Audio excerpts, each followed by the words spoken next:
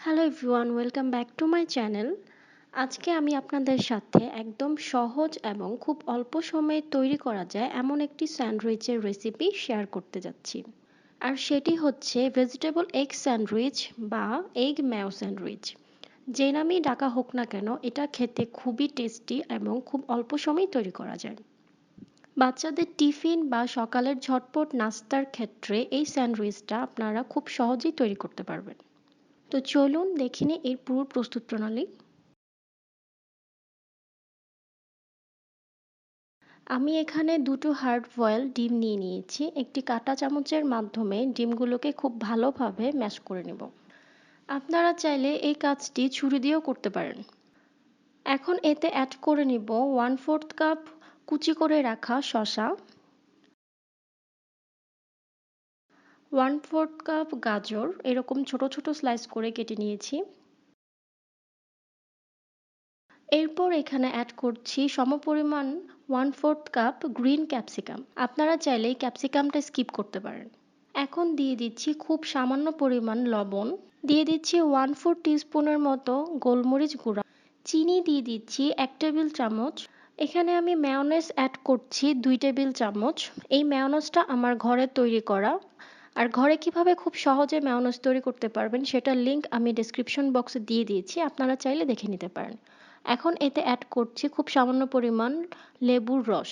লেবুর রসটা আপনারা চেষ্টা করবেন অবশ্যই ব্যবহার করার জন্য। এতে করে ডিমের যে এক্সট্রা স্মেলটা আছে সেটা থাকবে না। এখন সব কিছুকে খুব ভালো করে মিক্স করে নিতে হবে। আমার মিক্স করা হয়ে গিয়েছে। এখানে আমি হোয়াইট ব্রেড নিয়ে নিয়েছি, আপনারা চাইলে ব্রাউন ব্রেডটাও ইউজ করতে পারেন। এখন একটি ছুরির সাহায্যে ব্রেডের সাইডে যে ব্রাউন অংশটা থাকে সেটা কেটে ফেলব। একইভাবে বাকি ব্রেডের সাইডগুলোও কেটে নেব।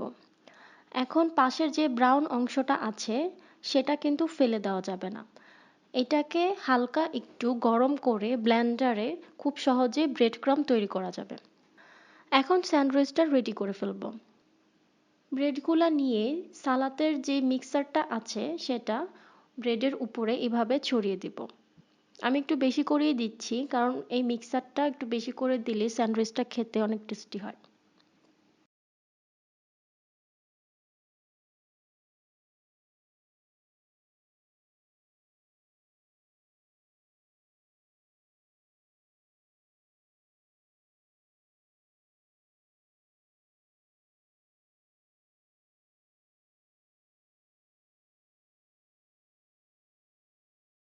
একইভাবে আমি আরেকটা স্যান্ডউইচ তৈরি করে নিচ্ছি।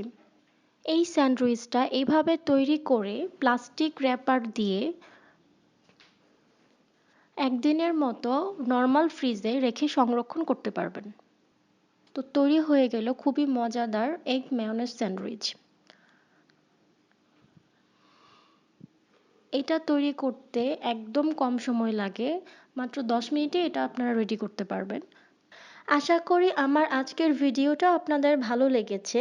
এরকম আরও অনেক মজাদার রেসিপি পেতে প্লিজ আমার চ্যানেলটি সাবস্ক্রাইব করে পাশে থাকা বেল আইকনটিতে প্রেস করবেন।